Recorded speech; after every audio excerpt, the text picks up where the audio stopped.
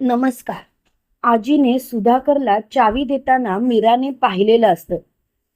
त्यावेळेला सुधाकरराव आजीला म्हणतात, आई तू अजिबात काळजी करू नकोस. या चावीला तर मी स्वतःच्या जीवापेक्षाही खूप जपेल. तेव्हा मात्र मीराच्या मनात वेगवेगळे प्रश्न निर्माण होतात. मीरा स्वतःशीच बोलते, नक्की काय चालू आहे? म्हणजे ही चावी कसली आहे ज्यामुळे यांचा सगळा भूतकाळ समोर येणार? ते काही नाही, मला ही चावी मिळवलीच पाहिजे. आणि ही चावी जर का एकदा मिळवली तर सगळ्याच गोष्टी सॉल्व्ह होतील. तेवढ्यात आजी सुधाकररावांना बोलते, सुधा लक्षात ठेव, इतके वर्ष ही चावी मी माझ्याजवळ जपत होते, पण आता मात्र मी तुझ्याजवळ देते. तेव्हा सुधाकरराव बोलतात, आई नको काळजी करूस, माझ्या सत्यजितला कसलाही त्रास होणार नाही याची काळजी मी घेईनच. आणि खरं सत्यजितचा भूतकाळ असा सहजासहजीने कोणासमोरही येऊ देणार नाही. तेव्हा मात्र मीरा खूपच गोंधळलेली असते. तिला काय करावं तेच कळत नसतं. ती तिच्या बेडरूम मध्ये येते आणि खूप विचार करत असते. ती म्हणत असते, असं का वागतायत आजी आणि बाबा? माझ्याशी खोटं का बोलतायत? मी त्यांच्याशी असं काय वागले की त्या माझ्याशी असं विचित्रसारखं वागतायत? ते काही नाही, मला आता ती चावी मिळवलीच पाहिजे. ती चावी जर का एकदा मी मिळवली तर सगळेच प्रश्न सुटतील आणि सगळ्याच प्रश्नांचा भडीमार मात्र मी त्यांच्यावरती करेन. मला त्यांना जाब विचारायचाच आहे, असं जेव्हा ती सारखं स्वतःशीच म्हणत असते तेव्हा लगेच सत्यजित मीराला बोलतो, धूमकेतू अगं काय झालंय? काय बडबडतेस तू? खरंच धूमकेतू, अगं काय तुझ्या मनात चालू आहे ना तेच मला कळत नाही. धूमकेतू, इथे माझ्या समोर एक वेगळाच प्रश्न उभा आहे आणि तू मात्र नको त्या गोष्टीचा विचार कर. तेव्हा लगेच मीरा बोलते, अहो तुम्हाला नाही समजायचं मी कोणत्या गोष्टीचा विचार करते ते. पण खरं सांगू का, आता माझ्या समोर जे प्रश्न उभे आहेत ते तुमच्या प्रश्नांपेक्षा खूप महत्वाचे आहेत. मी तुम्हाला आता जरी काही उत्तर देऊ शकत नसले ना तरी सुद्धा एक गोष्ट लक्षात ठेवा, मी लवकरात लवकर सगळी प्रश्न तुमच्या समोर आणेन आणि मगच तुम्हाला स्वतःहून तुमच्या वडिलांना आणि आजीला जाब विचार असा वाटेल. तेव्हा लगेच सत्या बोलतो, धूमकेतू तू काय बोलतेस कळतंय का? तेव्हा मीरा बोलते, अहो ते सर्व जाऊ देत, तुम्ही सकाळी त्या पंकजचा पाठलाग करत होतात ना? तेव्हा लगेच सत्यजित बोलतो, धूमकेतू अगं तेच तर मी तुला सांगत होतो आणि तो सगळं काही सांकेतिक भाषेमध्ये सांगतो. तेव्हा मात्र मोठ्यानी मीरा बोलते, काय म्हणजे आपला हार त्या पंकजनेच विकलाय आणि त्या सगळ्या गोष्टींमध्ये सासूबाईंची त्याला फूस आहे. तेव्हा लगेच सत्यजित बोलतो, हो पण असं जर का असेल ना तर या वेळेला मात्र निरूपा वाचणार नाही. या वेळेला मात्र मी निरूपाला जाब विचारीनच. तेव्हा लगेच मीरा बोलते, तुमच्या सगळ्या प्रश्नांची उत्तरं तुम्हाला मिळतील आणि जर का हे सर्व पंकजने केलं असेल तर तुम्हाला घाबरायची गरजच नाही. इकडे सकाळी सकाळी मीरा सुधाकरच्या रूम मध्ये गेलेली असते आणि मीरा सुधाकरच्या रूम मध्ये जाऊन त्याच्या रूमची झडती घेत असते.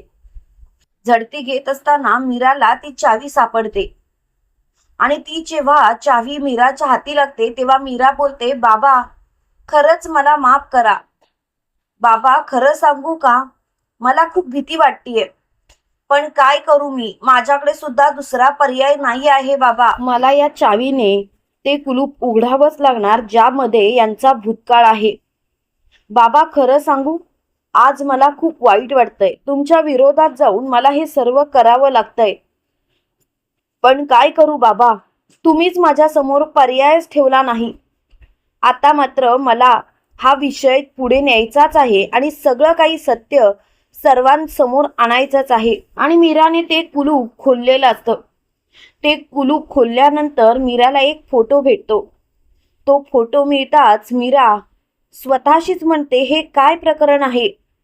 आणि मीराला नंतर मात्र सर्व पुरावे भेटतात. पुरावे बघून मात्र मीरा खूपच हादरते. मीरा म्हणते, बाबा आजी, अहो केवढं मोठं सत्य तुम्ही लपवलंय. हे सत्य जर का सर्वांसमोर आलं तर नको ते होईल. बाबा तुम्हाला कळतंय का, जर का हे सत्य यांना समजलं तर यांची काय अवस्था होईल? बाबा तुम्हीच विचार करा. तेव्हा मात्र मीरा खूपच घाबरलेली असते आणि मीरा ते सर्व पुरावे घेऊन हॉलमध्ये येते. तेव्हा सुधाकर राव समोरच बसलेले असतात. मीरा सुधाकर रावांच्या समोर ते पुरावे ठेवतात. सुधाकर राव मीराकडे बघतात. त्यांना खूप घाम फुटलेला असतो. त्यावेळेला मीरा म्हणते, बाबा हे सर्व काय आहे? बाबा हे सर्व पुरावे तुम्ही असे लपवून का ठेवलेलेत? बाबा मला खरं काय ते सांगा. मला आज ऐकायचं आहे बाबा. जे काही उत्तर असेल ते सांगा प्लीज. पण बाबा तुम्ही जर का हे उत्तर मला दिलं नाहीत ना तर हे सगळे पुरावे मला यांच्या समोर सादर करावे लागतील. तेव्हा मात्र तिची खूपच चिडचिड झालेली असते. तिला काय करावं तेच कळत नसतं. तेव्हा सुधाकरराव बोलतात, मीरा मीरा तुला हे सर्व करायची काय गरज होती? मीरा तू असं का वागलीस? तुला हे सर्व पुरावे घ्यायची काय गरज होती? बोल ना मीरा. तेव्हा मीरा बोलते, बाबा तो तर विषय सोडा. तुम्ही माझ्याशी खोटं बोललात. मला यांच्या लहानपणीचा खोटा फोटो दाखवलात आणि आता मात्र तुम्हीच बाजी पलटताय. बाबा मला हे सर्व करावं लागलं कारण मला माझ्या नवऱ्याचा भूतकाळ जाणून घ्यायचा आहे. बाबा प्लीज जे काही आहे ते स्पष्टपणे सांगा. आज मात्र मी शांत बसणार नाही. तेव्हा मात्र सुधाकरराव खूपच घाबरलेले असतात. मीरा लगेच मोठ्याने बोलते, बाबा प्लीज बोला. जे काही असेल ते स्पष्ट बोला. आज मात्र मला सगळं काही ऐकायचं आहे. तेव्हा लगेच सुधाकरराव बोलतात, मीरा जे काही आहे ते तुझ्या समोर आहे. यात माझी काहीच चूक नाही. त्यावेळेला मीरा बोलते, ते सर्व ठीक आहे बाबा. मग तुम्ही हे सर्व सत्य का लपवलं? बाबा तुम्हाला हे सर्व सत्य लपवून काय मिळालं? उत्तर द्या बाबा, उत्तर द्या. तेव्हा मात्र मीराची खूपच चिडचिड झालेली असते. तेव्हा सुधाकरराव बोलतात, मीरा शांत हो. मी जे काही लपवलंय ना ते सत्यजितच्या भल्यासाठीच. आणि आता जर का तुला या सर्व गोष्टी उखडून काढायच्या असतील तर मात्र होत्याचं नवसं होईल मीरा. तेव्हा लगेच मीरा बोलते, बाबा पण मी काय करायचं? मी गप्प बसायचं का? बाबा तुम्हीच सांगा. तुम्ही जे म्हणाल ते मला मान्य आहे. बाबा प्लीज प्लीज या सर्व गोष्टी बंद करा. तेव्हा मात्र तिची खूपच चिडचिड झालेली असते. त्याच वेळेला लगेच मोठ्याने सुधाकरराव बोलतात, मीरा तू जर का या गोष्टी सर्वांसमोर आणण्याचा प्रयत्न केलास आणि सत्यजितला या गोष्टी कळल्या तर सगळं काही उद्ध्वस्त होईल. तेव्हा मीरा बोलते, म्हणूनच तर मी तुम्हाला विचारते ना, जे काही आहे ते स्पष्टपणे बोला म्हणून. जर का स्पष्टपणे बोलला तर बरं होईल. प्लीज बाबा प्लीज. तेव्हा मात्र सुधाकररावांना खूपच राग आलेला असतो. सुधाकरराव बोलतात, मीरा जा तुला काय करायचंय ते कर. पण एक गोष्ट मात्र लक्षात ठेव, कितीही काही झालं तरी हे सत्य मी सत्यजितला तुला सांगूच देणार नाही. आता मात्र मला काही झालं तरी हे सत्य सगळ्यांसमोर नको आहे. तेव्हा मात्र तिची खूपच चिडचिड झालेली असते. त्यावेळेला लगेच मीरा बोलते, ठीक आहे बाबा, जशी तुमची इच्छा.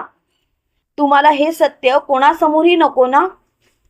पण आता मात्र शेवटचं लक्षात ठेवायचं, काही झालं तरी सुद्धा मी यांना हे सत्य सांगणारच.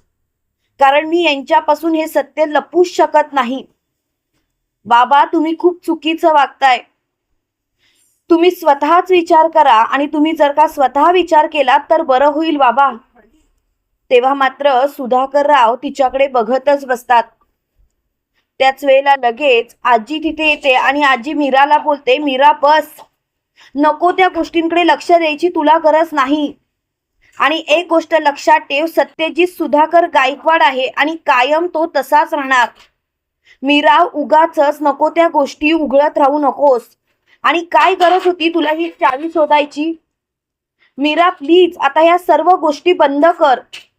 तेव्हा मात्र मीराला खूपच राग आलेला असतो. त्यावेळेला मीरा आजीला बोलते, आजी मला तुमच्याकडून ही अपेक्षाच नव्हती. तुम्ही माझ्याशी खोटं बोललात. आजपर्यंत मी शांत बसले कारण यांनाच अजून या गोष्टी माहिती नाहीत. पण आता जर का माझ्या समोर सत्य आलंय तर मी यांना सांगणारच. कारण सत्य जाणून घ्यायचा यांचा सुद्धा अधिकार आहेच.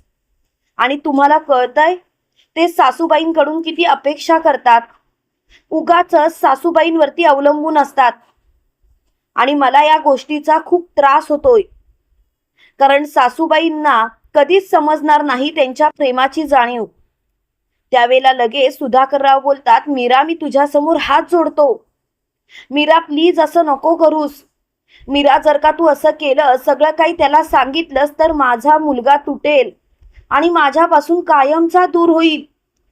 सत्याला खोटारडेपणाचा किती राग आहे तुला माहिती आहे ना. त्याला खोटं बोललेलं आवडत नाही. तेव्हा मात्र मीरा बोलते, तेच तर मी बोलतीये तुम्हाला बाबा, यांना खोटं बोललेलं आवडत नाही आणि तुम्ही मात्र मला यांच्याशी खोटं बोलायला लावताय.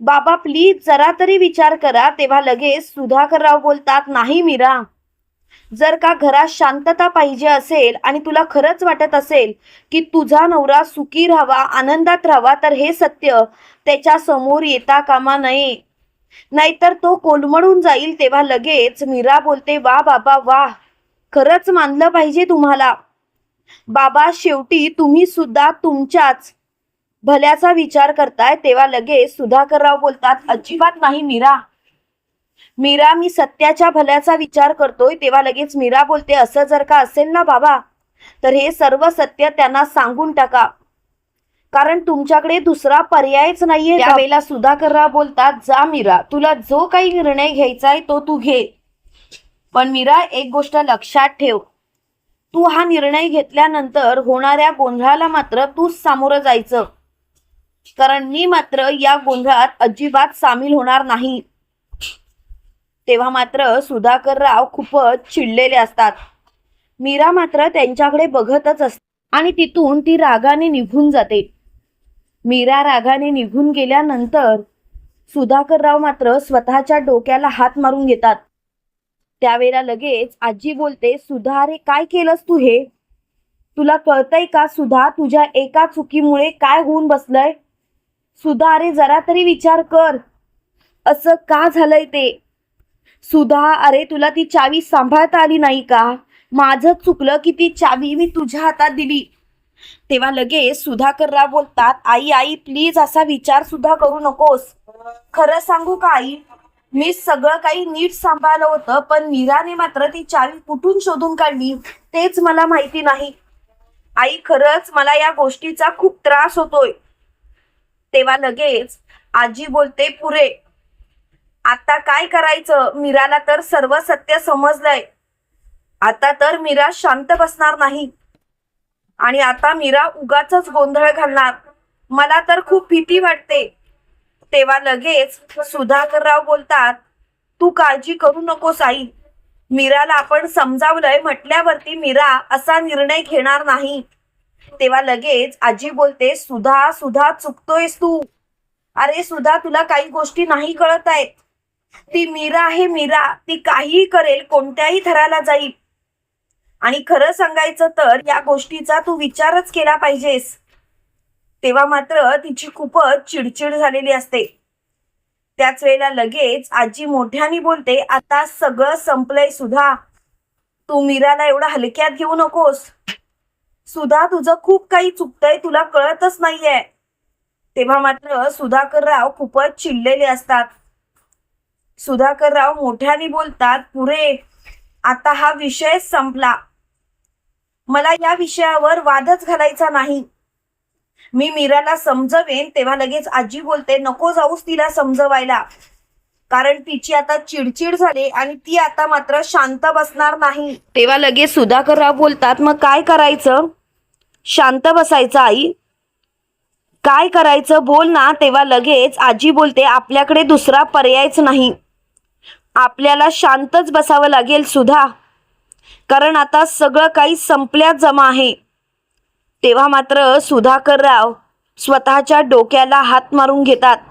इकडे मीरा तिच्या रूममध्ये आलेली असते आणि तिला खूपच राग आलेला असतो. मीरा म्हणत असते, हे सर्व काय चालू आहे? मला खरंच कळत नाही आणि मला या गोष्टीचा त्रास होतोय. तेव्हा मात्र सुधाकरराव मीराच्या रूममध्ये येतात आणि मीराला बोलतात, मीरा समजून घे ग बाळा, असं नको करूस. त्यावेळेला मीरा बोलते, बाबा प्लीज आता काहीही समजून घेण्याच्या मनस्थितीत मी तरी नाही, आणि तुम्ही असा विचार नाही केलात तर बरं होईल बाबा. त्यावेळेला लगेच सुधाकरराव बोलतात, मग काय तुझी इच्छा आहे मीरा, तूच मला सांग. मीरा, आता मात्र मी तुला एकच गोष्ट सांगेन, तू ती लक्षात घेतलीस तर बरं आहे. तेव्हा लगेच मीरा बोलते, कोणती गोष्ट? बाबा, तुम्ही जे बोलाल ते मला मान्य आहे. तेव्हा लगेच सुधाकरराव बोलतात, मीरा, मला कळतंय इतके वर्ष मी सत्याचा भूतकाळ लपवून ठेवला, पण बाळा तूच विचार कर, त्याच्यामुळे त्याचं काही वाईट झालं का? तेव्हा लगेच मीरा बोलते, काय भलं झालंय ते तरी तुम्ही मला सांगा. बाबा, खरंच काही भलं झालंय का? मला खरंच काही गोष्टी नाही माहिती, आणि मला या गोष्टीचा आता विचार सुद्धा करायचा नाहीये. खरं सांगू का, या गोष्टीच मला पटत नाहीयेत. तेव्हा मात्र सुधाकरराव खूपच चिडलेले असतात. सुधाकरराव मोठ्याने बोलतात, पुरे झाला आता, आता हा विषयच संपला. त्यावेळेला मात्र तिची खूपच चिडचिड झालेली असते. त्यावेळेला लगेच मोठ्याने मीरा बोलते, आता सगळं काही संपल्यात जमा आहे, आणि या गोष्टीचा मला विचार नाही करायचा. तेव्हा मात्र तिला खूपच राग आलेला असतो. त्यावेळेला सुधाकरराव बोलतात, म्हणजे मीरा, तू आता माझं काहीच ऐकणार नाहीस? मीरा, अगं तू आता असंच वागणार आहेस का? तेव्हा लगेच मीरा बोलते, हे बघ, मी तुला जे सांगते ते प्लीज समजून घेण्याचा प्रयत्न कर, आणि या विषयावरती मला काही एक बोलायचं नाही. तेव्हा मात्र तिला खूपच राग आलेला असतो. त्यावेळेला लगेच सुधाकरराव बोलतात, ठीक आहे मीरा, आता तूच बघ काय करायचं ते. तुम्हाला काय वाटतं मित्रांनो, खरोखर मीराने सगळा भूतकाळ सत्यासमोर आणला पाहिजे का? कमेंट करून नक्की कळवा, आणि असेच मालिकेंचे नवनवीन अपडेट पाहण्यासाठी व्हिडिओला लाईक आणि चॅनलला सबस्क्राईब करायला विसरू नका. थँक्यू.